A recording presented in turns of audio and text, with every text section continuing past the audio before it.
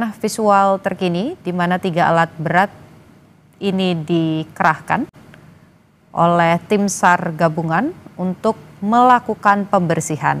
Tadi disampaikan oleh jurnalis Kompas TV, Alfian Rahman, bahwa memang targetnya hari ini proses pembersihan atau pengangkutan puing-puing ini selesai pada hari ini, sehingga besok sudah bisa kemudian dilakukan proses evakuasi kembali dan jalur atau titik di mana korban yang masih terjebak di area dalam ini bisa kemudian dibuka dan dimasuki oleh tim SAR gabungan. Saudara, saat ini kita sudah bersama dengan Bapak Abdul Hanan, orang tua dari santri yang selamat saat musola Pondok Pesantren Al-Hozini ambruk beberapa hari yang lalu. Selamat siang Pak Hanan. Terima kasih waktunya untuk Kompas TV. Boleh diceritakan Pak bagaimana kondisinya Ananda Fatih pada saat itu? Di saat kapan Mbak? Di saat kejadian? Ya, di saat kejadian. Saat kejadian, alhamdulillah dalam keadaan sehat, karena dia seperti nggak sadar gitu, sehingga dia tidak merasakan situasi ketika terjadi musibah itu. Oke.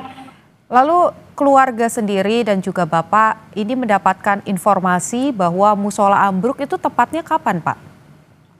Sore, Pak. Dari salah satu orang tuanya Haikal yang hari ini sampai hari ini masih belum ditemukan.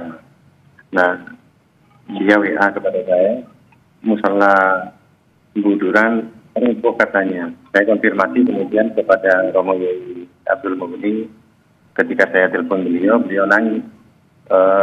Iya musola roboh waktu Jumat. Ketika bilang waktu Jumat, pikiran saya wah anak saya ini pasti jemaah ini. Saya sudah kemudian saya ambil sepeda motor, saya ngebut sampai jembatan Suramadu, di telepon adik, Kak jangan berangkat sendiri Kak, nanti kamu bingung ini, saya jemput aja. Gitu. Ternyata saya tidak bawa helm, tidak bawa apa, saking bingungnya itu. Kemudian saya nunggu pas dibawa oleh adik.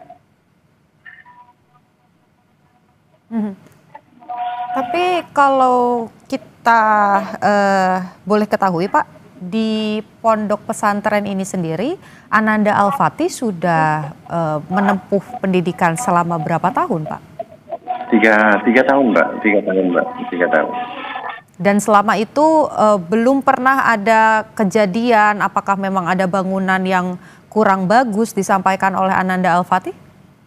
Enggak, selama ini baik-baik saja, karena saya juga alumni sana ya. Selama ini nggak ada pernah terjadi suatu hal yang tidak kita inginkan.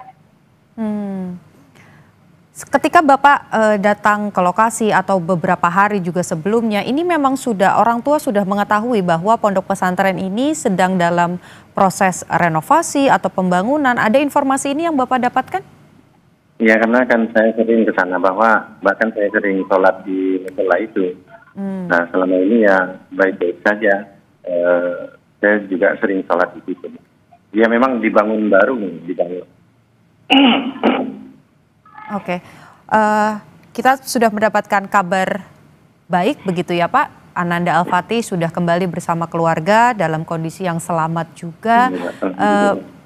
Bagaimana waktu itu mendapatkan informasi ini Pak? Dan seperti apa momennya? Karena kalau dari rekaman yang kami lihat begitu, ini disambut dengan haru juga oleh keluarga. Iya Mbak. Ketika jam berapa ini? Kan anak saya ini masih belum ada kabar sampai Rabu sore itu masih belum ada kabar. Yang jelas itu yang kemungkinan hidup itu ada 6 orang kan ketika itu. Nah yang 4 orang itu ada nama, kalau nggak salah ya 4 orang sudah ada nama. Saya berharap di antara yang tidak ada nama ini ya mudah-mudahan ada anak saya. Tapi walaupun begitu kan saya tidak tahu apakah itu ada anak saya atau tidak. Saya minta kepada mohon kepada tim SAR yang selama ini telah berjuang mati-matian. Tolong selamatkan 6 anak ini. Saya tidak tahu 6 anak ini apa anak saya apa tidak. Yang pasti ini adalah yang harus kita selamatkan. Entah di situ ada anak saya atau tidak. Ya, ini pasti situasi yang tidak mudah ya, apalagi untuk orang tua dalam kondisi yang informasi juga belum pasti begitu. Tapi kalau lihat kondisinya Ananda Al-Fatih sekarang Pak, bagaimana? Apakah masih ada ketakutan atau sudah bisa beraktivitas seperti biasa Pak? Saya bersyukur kepada Allah, Ananda Al-Fatih ini seperti pingsan gitu ya. Sehingga dia tidak ingat dengan apa-apa kejadian-kejadian. Jadi dia waktu sholat itu dia tertidur, Pak. Jadi dia nunggu jemaah itu. Dia nunggu jemaah karena belum tidak ada kiai hingga lama ya untuk berjamaah sampai tertidur. Nah bahkan ketika teman-temannya sholat dia masih tertidur. Nah dia baru bangun ketika rame-rame ketika roboh itu. Nah dia ikut lari tapi kemudian tersenggol gitu ya karena nanti anak-anak ya tersenggol kemudian dia jatuh. Nah jatuhnya ini pingsan sudah, dia tidak tahu apa-apa. Oke, tapi kalau sekarang kalau secara fisik begitu Pak, apakah sudah dicek kesehatannya, ada luka yang masih harus disembuhkan? Ketika di ronsen alhamdulillah tidak ada, hanya baret-baret ketika dikeluarkan itu aja, Pak. Alhamdulillah tidak ada luka. Setelah peristiwa ini, apakah rencananya nanti Ananda Al-Fatih akan kembali dipondokan atau akan seperti apa Pak? Tindakan apa yang akan dilakukan? Pasti mondok. Oke, Pak, ini kan juga masih ada 26 anak yang belum ditemukan.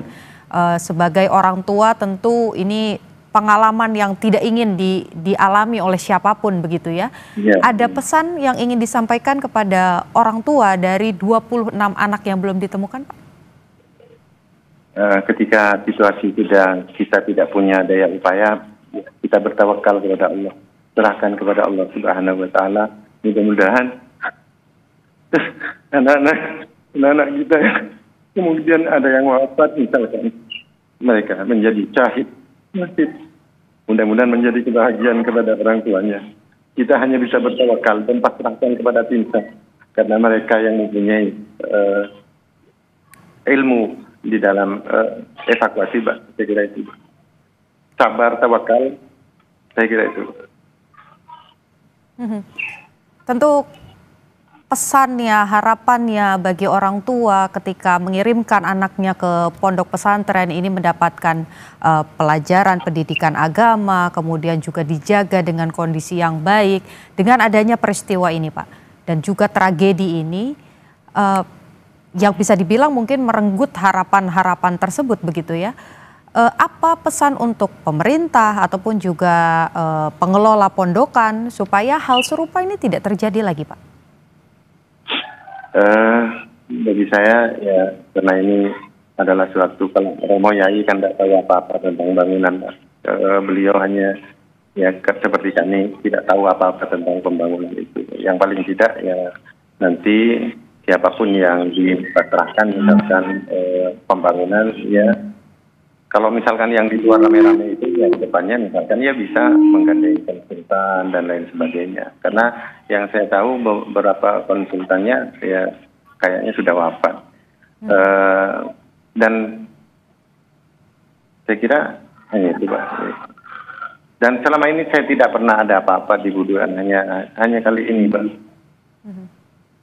Baik, kita harapkan apapun proses yang nanti akan dilakukan, tentu ini bisa tetap menjaga keamanan dari anak-anak dan tentu saja dalam waktu dekat 26 anak yang sampai dengan saat ini belum ditemukan, ini lekas bisa dievakuasi dan juga dikembalikan kepada keluarga.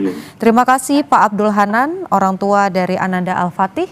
Kami dari Kompas TV ikut senang karena Ananda Al-Fatih sudah kembali bersama dengan keluarga.